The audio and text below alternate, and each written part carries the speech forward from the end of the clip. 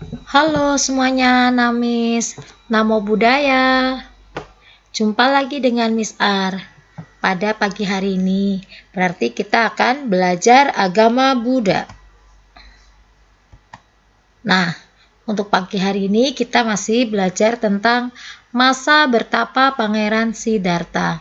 Namun sebelum kita memulai pelajaran pagi hari ini, marilah kita bersama-sama memanjatkan namaskara pata bersama-sama.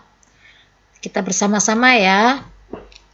Arahang Samma Sambuddho Bhagawa Buddhang Bhagawantang Abhiwademi Swakato Bhagawata Dhammo Dhammang Namasami Supatipanno Bhagavato Sawaka Sanggo Sanggang Namami.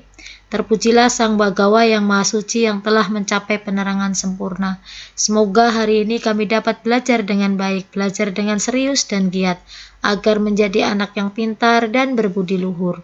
Semoga semua makhluk hidup berbahagia. Sadu, sadu, sadu. Nah, Miss, untuk kali ini kita akan belajar tentang masa bertapa Pangeran Siddhartha untuk bagian yang ketiga atau pertemuan kedua, yaitu berguru pada Udaka Ramaputta. Nah, kalau minggu lalu kita sudah belajar tentang pertemuan bertapa Siddhartha dengan Raja Bimbisara dan berguru kepada Alara Kalama. Nah, untuk kali ini kita melanjutkan pelajaran tentang berguru pada Udaka Ramaputta.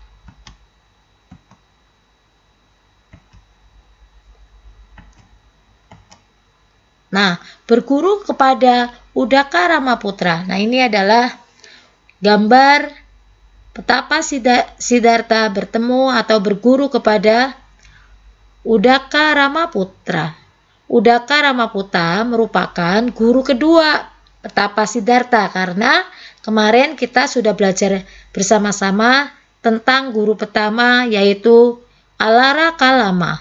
Kalau Alara Kalama mengajarkan apa? Masih ingat nggak pelajaran yang diajarkan kepada pertapa Siddhartha oleh Alara Kalama, yaitu tentang cara-cara bermeditasi. Nah, untuk kali ini marilah kita bersama-sama melanjutkan. Nah, setelah berguru kepada Alara Kalama, petapa Siddhartha merasa tidak puas karena cita-citanya belum tercapai. Selanjutnya, petapa Siddhartha melanjutkan berguru lagi kepada Udaka Ramaputta. Nah, setelah meninggalkan guru pertamanya yaitu Alara Kalama, petapa Siddhartha pergi mengembara dan akhirnya tiba di tempat Udaka putra Rama. Artinya Udaka anak dari Rama. Nah, oleh karena itu disebut dengan Udaka Ramaputta. Ngerti ya? Udaka Ramaputta artinya Udaka putra dari Rama. Nah, petapa Siddhartha memohon menjalani hidup suci seperti yang dijalani oleh Udaka Ramaputta. Nah, permohonan petapa Siddhartha pun diterima oleh Udaka Ramaputta.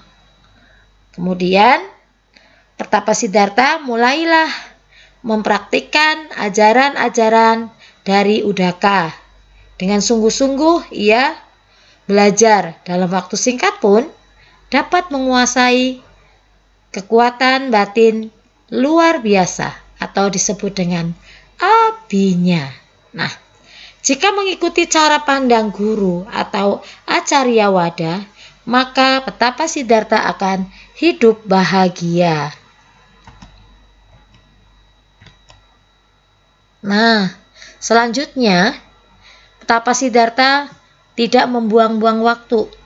Petapa Siddhartha dengan ulet rajin mempelajari ajaran dari guru keduanya, yaitu Udaka Ramaputta.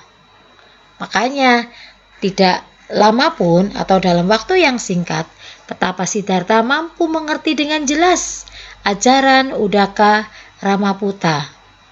Nah, hal ini pun diketahui oleh Udaka Ramaputa bahwa kecerdasan Petapa Siddhartha tidak main-main. Karena Udaka Ramaputra pun mengakui. Selain itu juga siswa-siswa yang lain dari Udaka Ramaputa mengakui bahwa kecerdasan Petapa Siddhartha sangat luar biasa. Petapa Siddhartha mendekati Udaka dan bertanya, "Guru, sejauh manakah ayahmu?" Rama guru besar mengenai penembusan. Artinya Petapa Siddhartha menanyakan tentang ayahnya Udaka yang bernama Rama. Masih ingat kan tadi? Nah, kemudian Udaka menjawab bahwa ayahnya atau Rama dulu telah mencapai tahapan konsentrasi dalam meditasi atau disebut dengan jana tingkat tinggi, yang disebut dengan pencerapan pun bukan tidak pencerapan, atau disebut dengan newasanya wasanya yatana jana. Nah, kemudian Petapa Siddhartha mengatakan bahwa ia telah mencapai tingkat tersebut dan berdiam penuh kebahagiaan.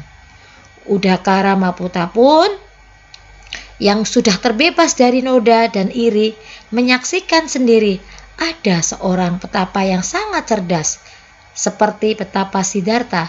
Karena apa? Petapa Siddhartha masih muda, namun walaupun usianya masih muda, dia cepat menguasai ajaran yang diajarkannya, yaitu apa? Sama dengan si ayahnya Udaka atau Rama, yaitu apa?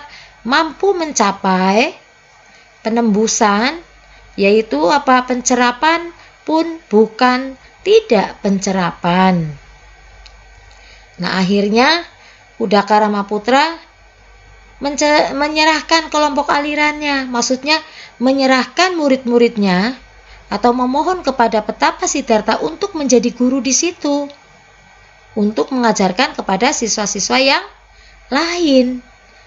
Nah, meditasi yang disebut tahapan pencerapan pun tidak pencerapan dapat dilihat dengan jelas oleh Petapa Siddhartha bahwa hal ini masih dalam lingkaran penderitaan. Oleh karena itu, Petapa Siddhartha pun menolak ajakan atau tawaran dari Udaka Ramaputa. Karena mengapa? Menurut Petapa Siddhartha, pencapaian ini belum bisa mengakhiri penderitaan, yaitu dapat mengakhiri usia tua, sakit, dan kematian. Akhirnya, Petapa Siddhartha pun meninggalkan Udaka Ramaputa dan murid-murid yang lain. Kenapa? Yaitu tadi, karena menurut Petapa Siddhartha, ajarannya itu masih bersifat duniawi, belum bisa mengakhiri penderitaan usia tua, sakit, dan mati. Padahal Petapa Siddhartha dari awal sudah bercita-cita ingin mencari obat untuk mengakhiri penderitaan, yaitu usia tua, sakit, dan mati, atau mencapai kebahagiaan tertinggi, yaitu nibbana. Kemudian akhirnya Petapa Siddhartha mengembara lagi, meninggalkan Udaka Ramaputa atau guru keduanya. Nah, demikian penjelasan Miss. Nah, untuk selanjutnya tugas dari Miss, kerjakan dengan baik. Nah, inilah tugasnya. Tolong dikerjakan dengan baik.